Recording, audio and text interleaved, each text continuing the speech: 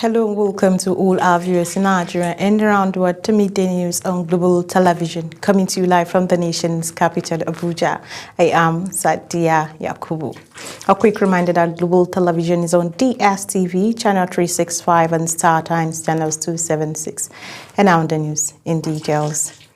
President Bola Tinubu says the implementation of the new tax laws, including those enacted on June 26, 2025, and the remaining acts scheduled to commence on January 1, 2026, will take effect as planned.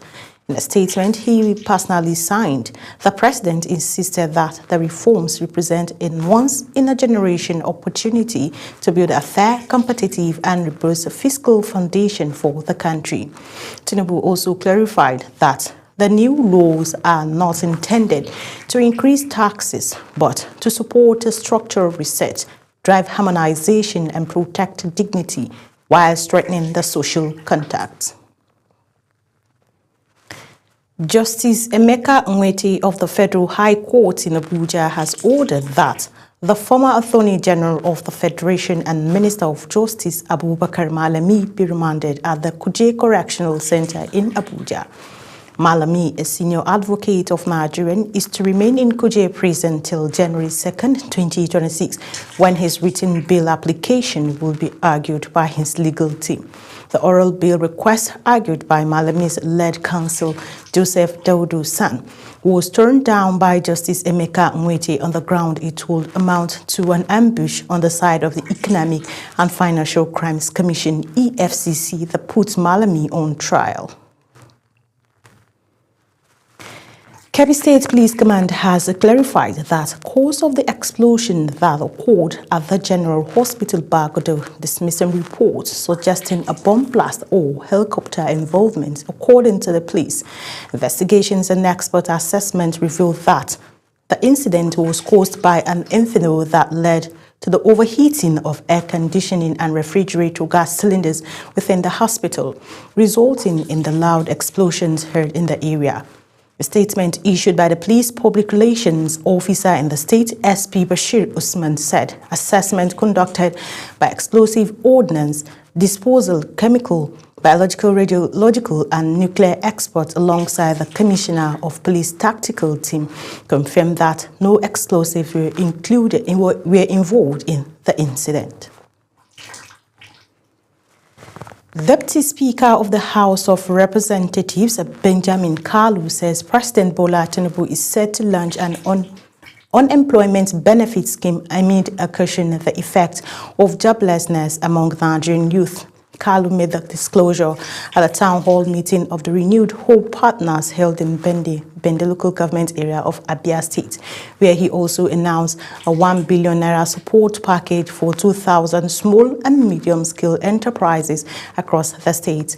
Kanu also stated that the proposed unemployment benefit scheme is among several social protection programs in the pipeline under the Tinubu administration to address economic hardship and strengthen citizens' welfare. The federal government has dismissed claims that it is targeting opposition figures in its anti-graft efforts. Minister of Information and National Orientation, Muhammad Idris, clarified that the government has no plans to unlawfully arrest, detain, or prosecute opposition leaders. The statement came in a response to a fabricated document alleging the creation of a non-existent multi-agency task force called Arrest, Detain, Prosecute for Very Important Persons. Lagos State government has announced the cancellation of the Greater Lagos Festa 2025, which was scheduled to hold on December 31, 2025. The announcement was conveyed in a statement issued by the Governor's Special Advisor on Media and Publicity, Boyega Akosile, following the approval of Governor Babajide Sanwo-Olu. According to the statement, Sanwo-Olu directed that in place of the annual Greater Lagos Festa, also known as Countdown to 2026, residents of the state should spend quality time in personal prayers for the nation, the state, and the people of Lagos. The Federal Roads Maintenance Agency has commenced rehabilitation works on the Ilorin-Ogbomosho Highway as part of effort to ensure safer and smoother travel during the festive season. The officer in charge of the agency, Kwara State Field Office Lukman Onimago, disclosed these to newsmen during an on-the-spot inspection of the ongoing works on the federal highway. Onimago urged motorists to drive responsibly and protect public infrastructure as he described road safety as a collective responsibility. The new year is just hours away, and across Nigeria, the atmosphere is filled with excitement, hope and renewed expectations. As 2026 approaches, many Nigerians are looking forward to celebrating the moment in different ways.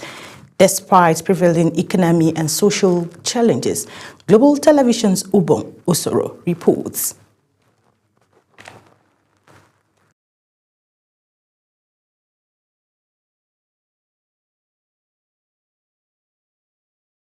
A fresh start and an opportunity to embrace better possibilities. For many Nigerians, the countdown to the new year is more than a celebration. It is a moment of gratitude and hope. Some residents say they plan to usher in 2026 in churches and mosques, thanking God for the gift of life and praying for a better year ahead. I plan to spend this new year very fantastic and healed with good health. Because without health, we cannot spend the new year. I'll spend it normally. Even today is my birthday, so me and my brother will soon go for photo shoot. Others say they will celebrate with families and friends at home, sharing meals, exchanging goodwill messages, and reflecting on the lessons of the outgoing year. As always, with family. Well, the year is always very busy. However, some Nigerians admit that the economic realities will influence how they celebrate, opting for modest gatherings while still remaining hopeful that the new year will offer improved living conditions and opportunities. Despite individual differences in celebration plans, a common message cuts across the voices of the streets: hope for peace, progress, and prosperity in the coming year. As the nation counts down to 2026, Nigerians remain optimistic, believing that the new year will open doors to better days ahead. Ubong Usoro for Global Television News. Rising insecurity across Nigeria is increasingly putting the education sector under pressure, with boarding schools outside major cities becoming a growing concern for parents. From kidnappings to attacks on schools in rural communities, many families are now questioning whether it is still safe to keep their children in boarding schools located far from urban centers. Kabir Hassan spoke with parents to get their opinions. Education remains a cornerstone of national development, but insecurity is gradually eroding parent confidence, especially when it comes to boarding schools located outside city centers. Across Nigeria, many boarding schools are situated in remote areas, often chosen for their quiet learning environment. However, ongoing security challenges have turned these once attractive locations into sources of fear for parents. On the streets of Abuja, parents shared mixed feelings torn between the desire to give their children quality education and the growing concern for their safety. What government should do is to make sure that all the schools, especially these colleges that are under federal government and other private schools outside the city, to make sure that they deploy security agencies, something like police, armies, and other security agencies. If you don't have good management who protect the school, who have good securities around that environment, there will also be problem of insecurity. Some parents say the situation has forced them to constantly live in fear, while others admit they have considered withdrawing their children or relocating them to day schools within the city. They argue that while education is important, safety must come first, especially in a country grappling with persistent security threats. Parents should allow their children to stay at home for now because their safety is more important than education. The best thing the federal government should do is to make sure that the police, the army and other security agencies are being deployed to various schools across the country. The security must be technologically oriented, not just technology doesn't compromise. You hear of security operatives depart from a checking point, then there's an attack. But with the technology, it should not compromise. Many wondered continued insecurity could discourage enrollment in boarding schools and further strain Nigeria's education system. Parents are calling on government at all levels to strengthen security around schools, particularly those in rural and semi-urban areas, to restore confidence and protect the future of Nigerian children. Kabir Hassan, reporting for Global TV News. You're watching the live broadcast of Midday News. When Midday News returns, banks to start charging 50 naira stamp duty from January 4th. Details coming shortly, plus foreign and sports stories on the other side of this break. Please stay with us.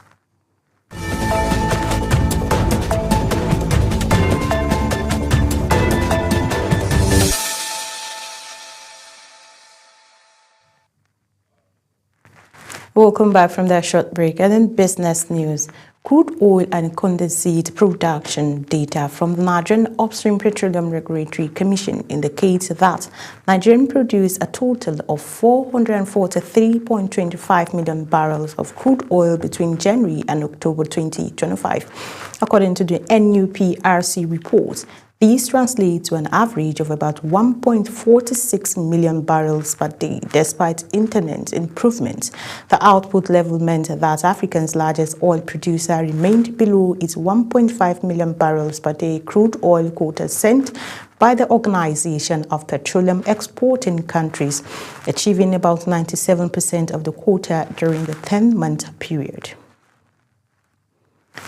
Following the implementation of the Tax Act, banks will start charging senders a 50 naira stamp duty on electronic transfers from 10,000 naira and above from January 4th, 2026. The stamp duty or electronic money transfer levy is a single one-off charge of 50 naira on electronic receipt or transfer of money deposited in any commercial bank or financial institution on any type of account on sums of 10,000 naira and above. The bank said it remains committed to transparency and keeping customers informed about charges that may affect their banking transactions. As Nigeria prepares to implement a new tax law from January 4, 2026, concerns and expectations are growing amongst citizens.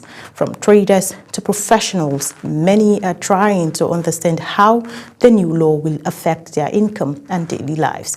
Global Television's Priscilla Obasi reports.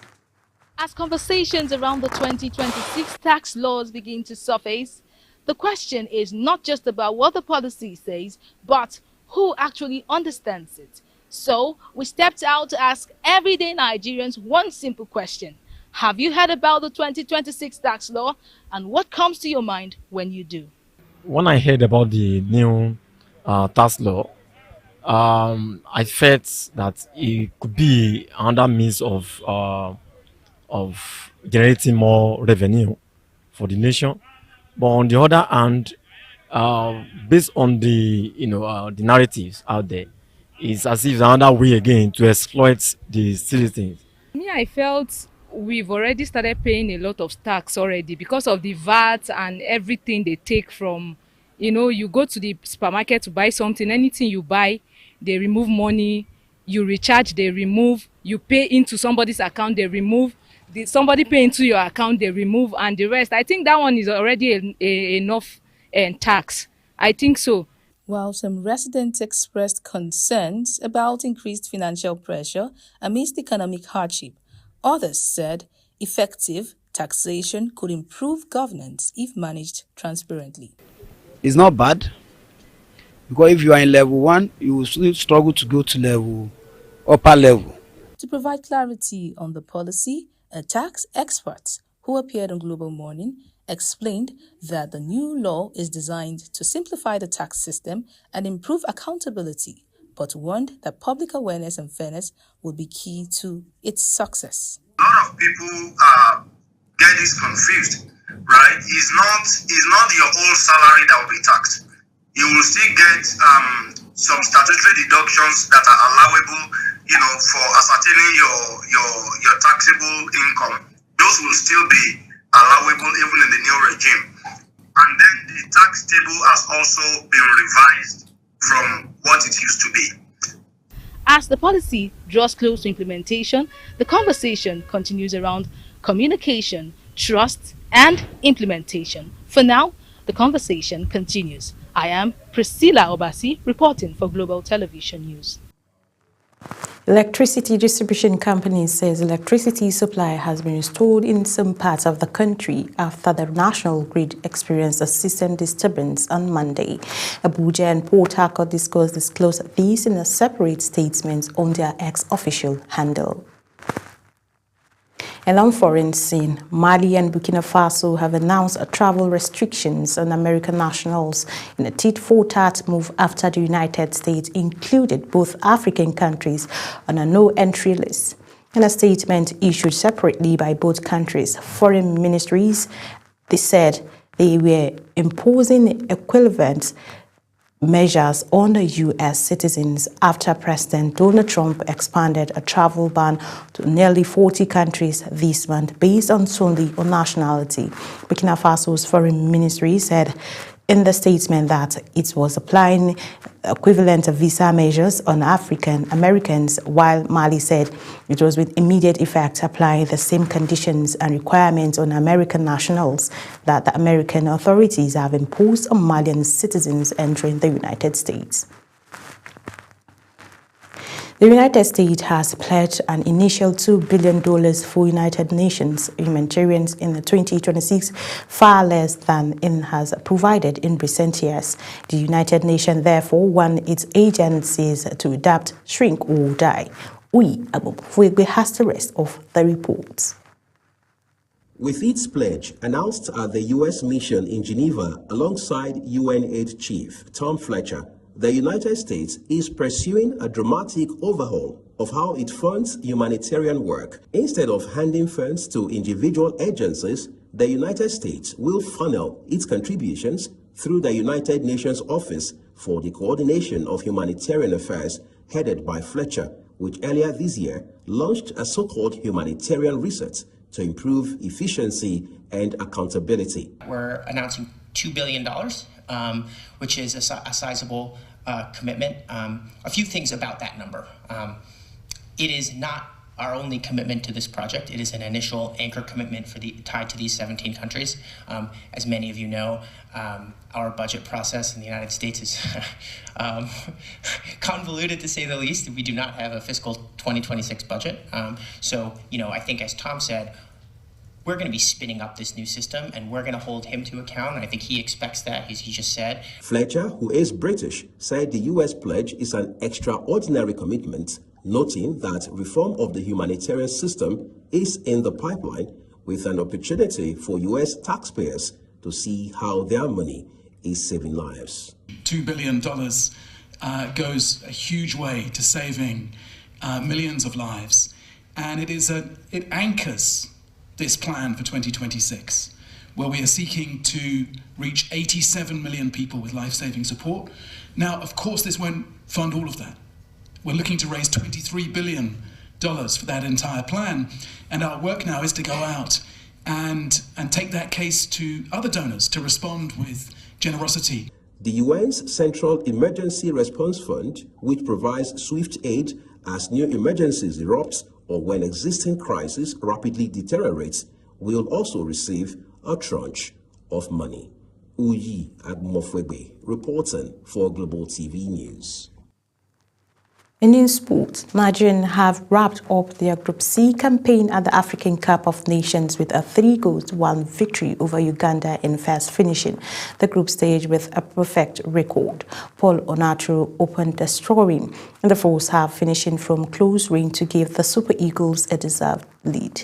The match titled for the Nigerians' favour in the second half when Uganda's substitute goalkeeper Jamal Salim was sent off for handling the ball outside the 18-yard box. Marjorie's Aruna Kadri has finished 2025 as Africa's top-ranked table tennis player in the final yearly ranking released on Tuesday by the International Table Tennis Federation. Kadri, who has held the continental #1 position for most of the year, closed the season ranked 28 in the world with 1,065 points, making him the only African player to surpass the 1,000 points mark on the men's ranking. Egypt's Omar Asari is next best on the continent, sitting 32nd globally with 965 points in the rankings published as 2026 first week. And that's it on Media News. A quick reminder that Global Television is on DSTV channel 365 and StarTimes channels 276. Or kindly follow us across all social media platforms now showing on your screen using that Global TV NG. I am Sadia Yakubu. Say thank you for watching.